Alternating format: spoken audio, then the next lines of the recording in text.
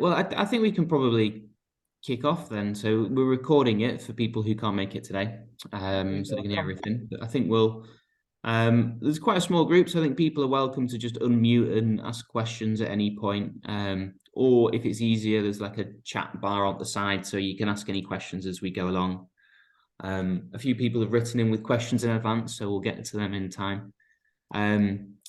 But then otherwise, I think, because I guess I've not been to Despensa for 5 years now. I was last there. At the time, I knew very little about viticulture, so I'm just as much looking forward to learning out about how you do everything as well, Matt. To see what grapes we're going to get in a few weeks. So I guess then, I don't know, Matt, I think if we go to you and just start, I guess with something like the general principles of how you do your viticulture, what you're looking to achieve. I know you mentioned just previously that you're organic, and I think we'll try and compare it to Portugal as well, because Manuel spent a bit of time out in the vineyard, certainly more than me up in Portugal. And I think there are some surprising similarities, but then a lot of differences because of the wildly different climates. But yeah, Matt, do you want to tell us about what you're trying to do? Sure. Well, hello everyone. Welcome to La Despensa. My background, that's taken from our lookout point overlooking the vineyard. So sorry, I'm not a weatherman. There we go. That black house right there, I'm sitting in there. There we go. I should have used my other hand. Bloody hell. How do I do that? There we go. I'm sitting in that house there. So it's taken from our lookout point where we go with tourists and stuff. That photo was taken in spring, so there's still quite a lot of a green grass between the rows, which is not the case now. So, I mean, basically what we're looking to achieve, we're organic vineyard, live right in the vineyard. So, I mean, this is, I'll show you my view later. I'll have to undo the background. So I've always wanted to be organic. It's kind of like a personal belief of mine as well. I don't really want to be spraying poison everywhere if I can avoid it. So we always wanted to be organic. What we discovered that being organic on clay soils is not much fun because clay retains moisture, which on the one hand is good because it allows us to not irrigate the vines as much, so we save water. On the other hand, clay retains moisture, and that means that the weeds just grow and grow and grow, and they come back. We have one tiny patch where it's just pure, but almost like pure sand.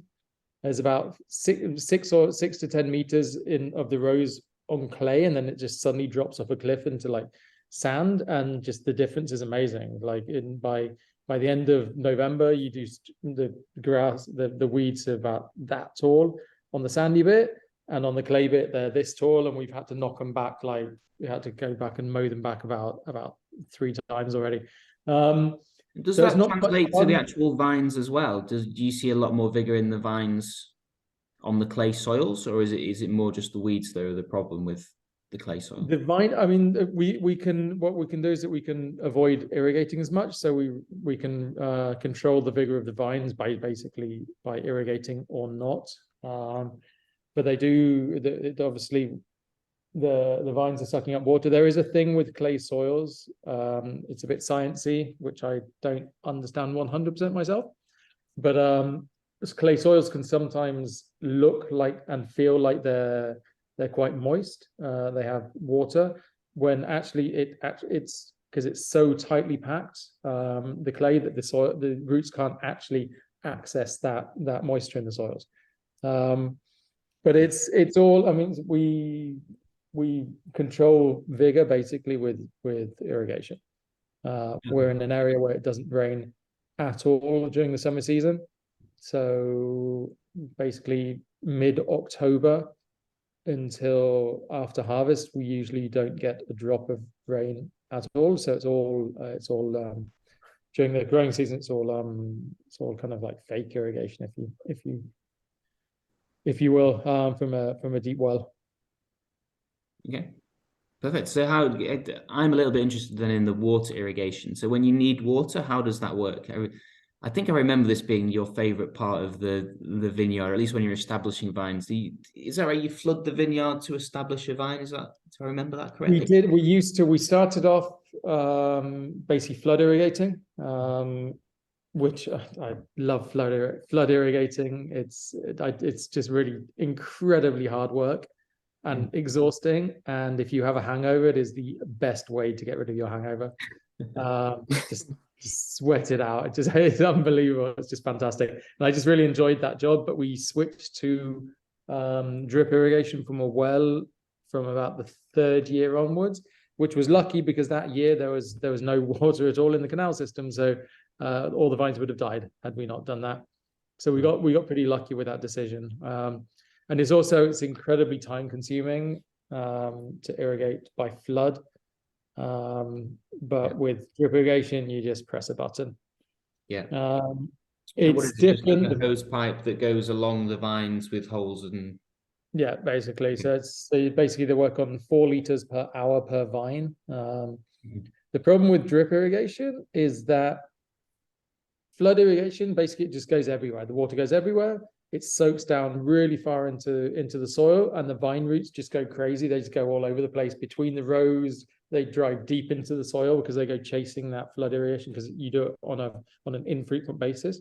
So what you're doing there is you're encouraging the roots to go as far down as possible, chasing after that water which you've just flooded the vineyard with once it starts to dry on the surface. Drip irrigation is like crack cocaine for the vines. It just when you drip, I mean, sometimes we'll do really long drip irrigation, like 24 hours to try and mimic a little bit the effect of flood irrigation. But at the end of the day, you'll see around the vines, there's kind of like a stain of water around that stretched out that far. So that means all of the roots in between the vines, they just die off. So the vines become essentially addicted to that water. They have to constantly have that water right next to their roots, and it doesn't encourage the vines to look for water further down into the soil, because they're just like, well, here's the water, here's my hit.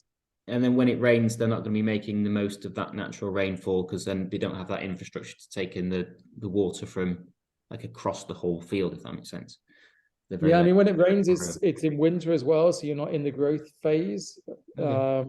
We'll hold off irrigating as long as possible in spring, so they will just use up all of the water in the soil first, and hopefully send some roots further down. But during the season, I mean, they'll send some roots out between the rows, but during the season, those roots will dry out. So then they become addicted to the drip irrigation again.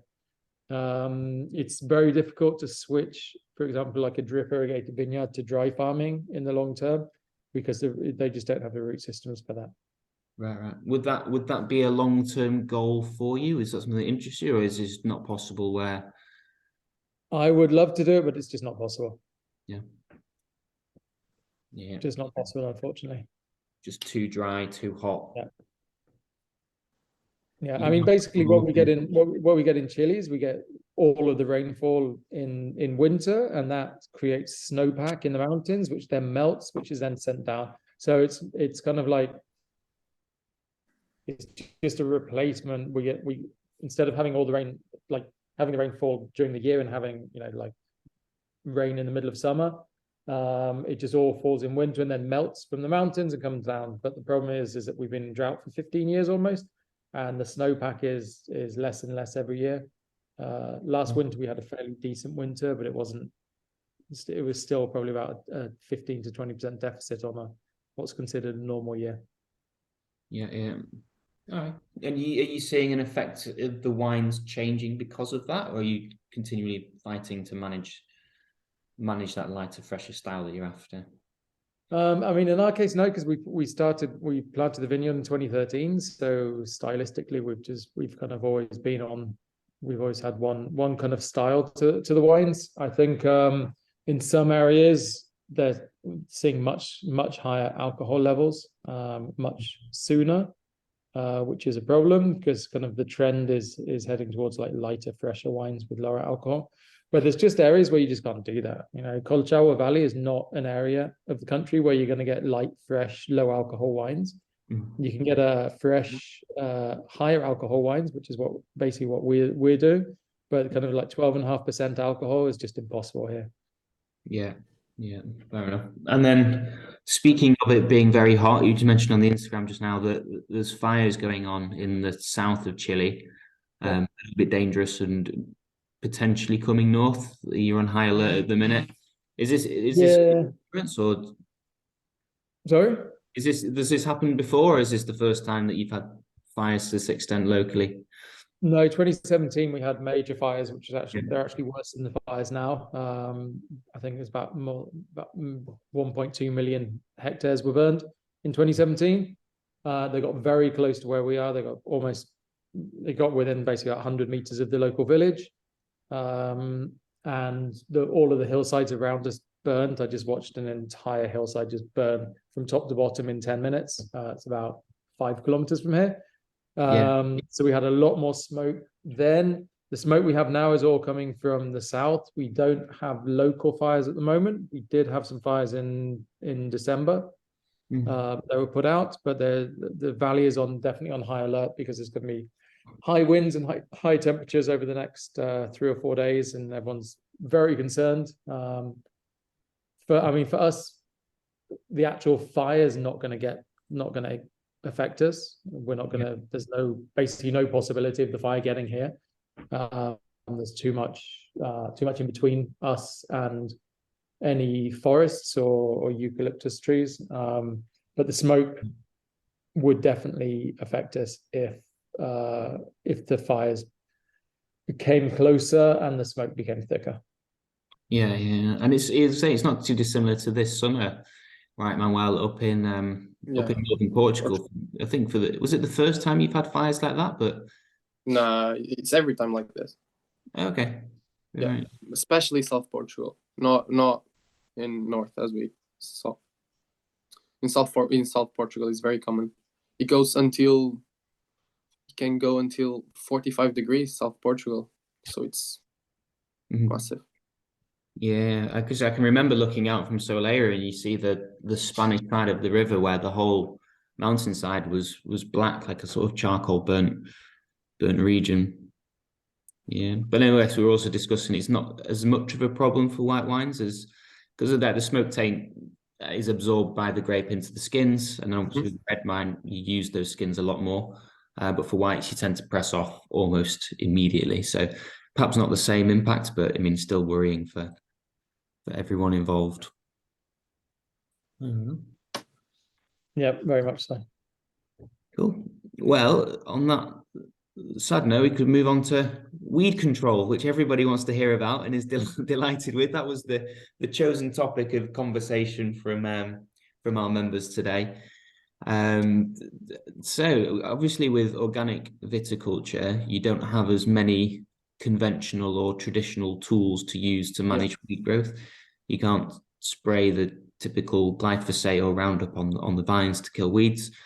So yeah, what do you do instead to manage? I think if we start with weeds, then look at diseases and then maybe pests afterwards. That's a good Sure. way of structuring it, yeah. Yeah, I mean, weed control basically, there's no great science to it here. It's just back-breaking manual labor, a lot of tractor work. So what we did last year, which was actually very effective, we sowed a cover crop of high-density oats in winter, and just let that grow out as much as for as long as we could. I mean, we got oats like over a meter in like every other row, Yeah. and between rows we had to mow it back because you need to get into the vineyard to prune. But we then let that grow back, and that's actually very effective at suppressing other weeds. It's because then when you wait for as long as possible for the oats to dry, and then you mow that back, and then that creates like a mulch on top of the rows, and it was very effective this year. I'm going to do the same next year. So it's almost like a double effect of one competing with the weeds originally, and then you chop that back and use it as a mulch to stop the weeds from growing again. That's interesting. Does the oat not compete with the vines, or is it's out of the growing season, so less?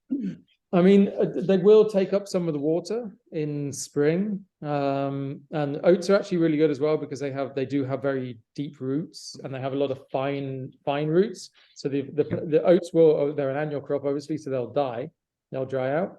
The plant's root system will then rot in the soil, and that will create pores, like spaces for the vine roots to grow into. They will compete a little bit between the rows. So I'm just gonna have to get.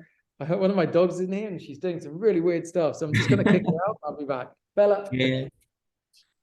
No, that's interesting with oats. It almost seems to have like multiple purposes. I guess it's almost a traditional method over in Portugal as well, right? You in Soleria or in the region, you have all your vines trained to pergola with the original intention of being able to grow crops underneath, or partially, not entirely. Yeah, the traditional way, and down some things to eat at home, and then they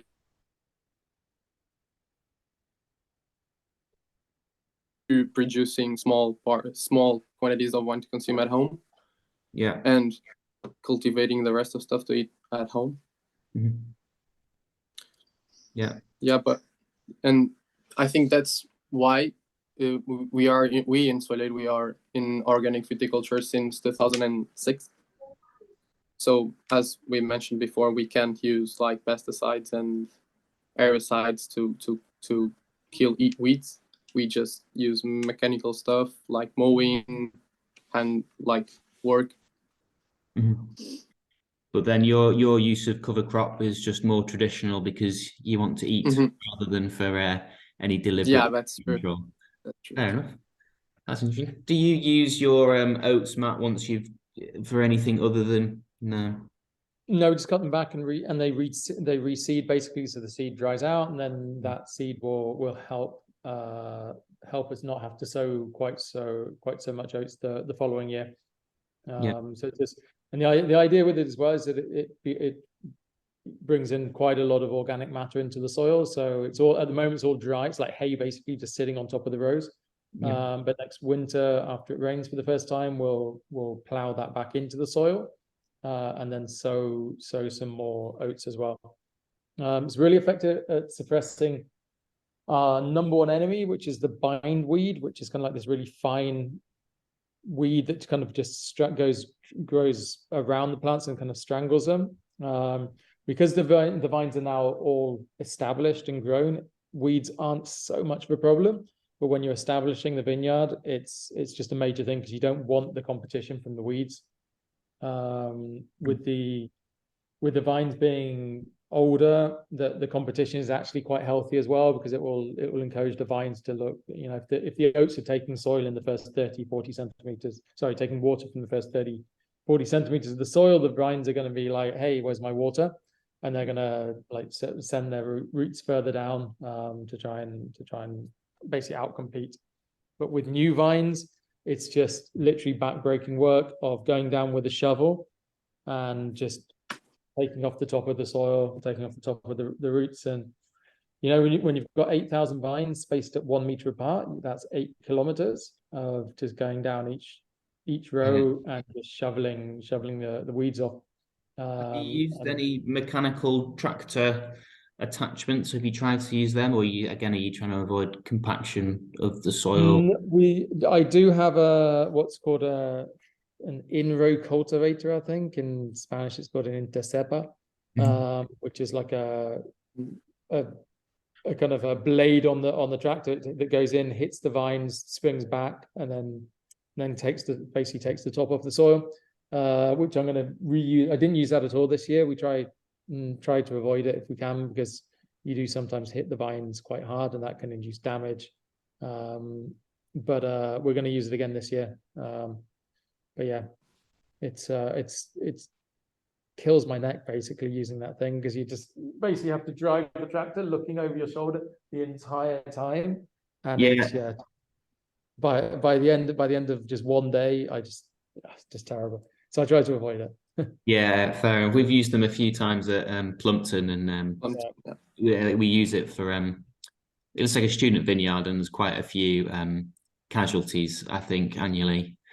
The odd vine will go, or often the wire posts at the back end is like a classic student error where as you're turning around one road to get to the back, you'll hit that wire with Yeah, the back end of the tractor, and then the whole thing just falls down.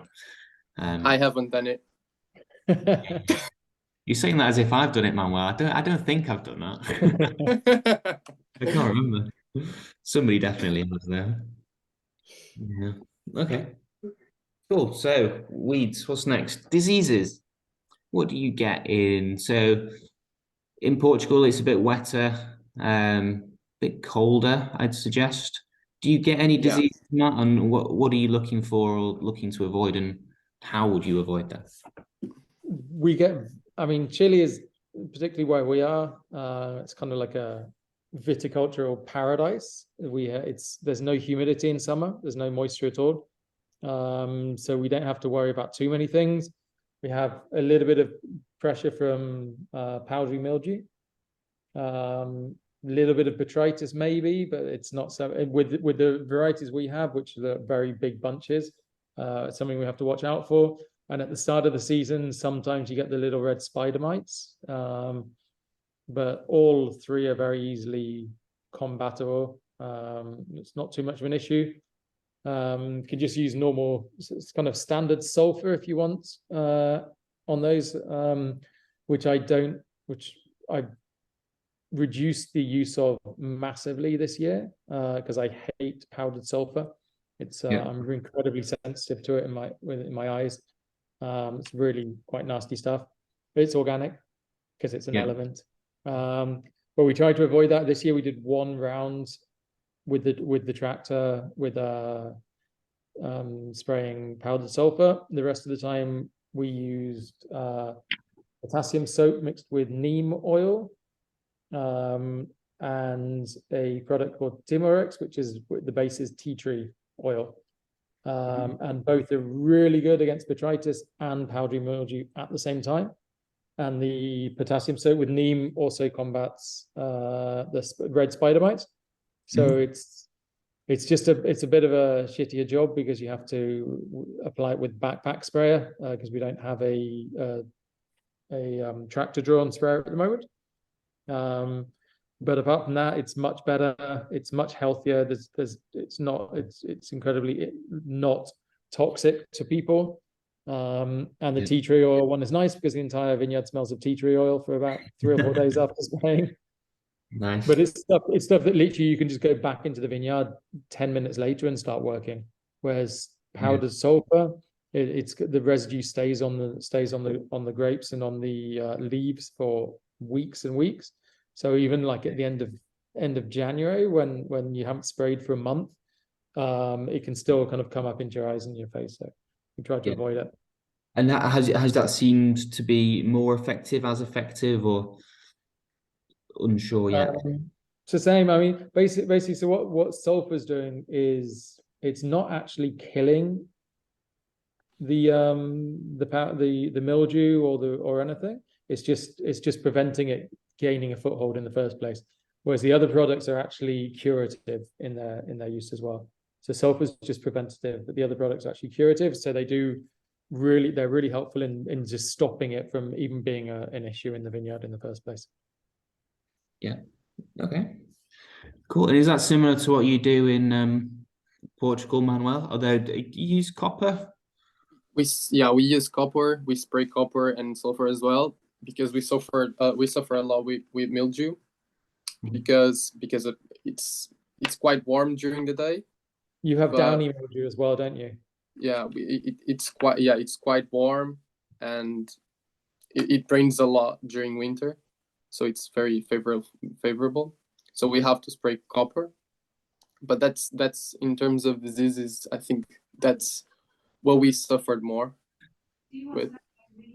If you can get your hands on Timorex, try that. Copper's a terrible product. We've never sprayed it here, but I know in European vineyards it's very widely used. But look up Timorex and see if there's a supplier, because it does combat downy mildew as well as powdery and botrytis all at the same time. It's really effective. It's really good, and it's just totally non-toxic. So but it's only, I think it's recently been approved for use Introduced. in the European Union. It was used. I think it comes from Israel actually, and it's been used. We've been using it here in Chile for 6 or 7 years, maybe, or even longer, 8 years maybe. And I know it's just recently been approved in the US. They've had it for a couple of years. So look it up because it's a little bit more expensive, but it's just really effective and it's so non-toxic that it just makes a huge difference. Fair enough. Cool. I think also on the Zoom meeting, it's only 40 minutes, which surprises me a little bit. So I'm being told we've got 2.5 minutes left. I wonder if we just cover any pests that you have in the vineyard, and then if people want to join back in, we can set up another one, or just record sort of the last bit ourselves. You can just click on the same link and it starts the meeting again. Okay. So if we get cut off in 2 minutes, we'll join back in. Yeah, but pests, honestly, we don't have any. Rabbits are now an issue that never were before. So rabbits now, when we plant any new vines or plants of any kind, we have to put plastic bags around them, which we never had to do before, which is really annoying. I planted 800 native trees, 600 native trees last winter. My worker did. And 2 days later, the rabbits had cut them all down. Wow. So and are they just standard plastic bags, or like like the protective plastic bags around them? Wow. Yeah, really annoying, which we never had to do before. So yes, we're just planting some new vineyard as well. We're just planting some Grenache Blanc, and it's just plastic bags all over them. It's terrible. I hate it. Yeah. There's nothing we can do. And how long will that be? Like a couple of years until the green shoot? You need to protect. You need to protect the new trunk, because if they're not eating the new shoots, then they sharpen their teeth on the trunks, which also causes damage. But they never used to be a problem, and then after the fires in 2017, they came down. All of the wildlife came down from the hillside and found tasty new restaurants down here in the valley. I see. Does that improve your biodiversity? Is it a good thing to have knowledge in there? It's just straight up damage. Yeah. Money and damage. Fair enough. Yeah, I hate them. No rabbit stew or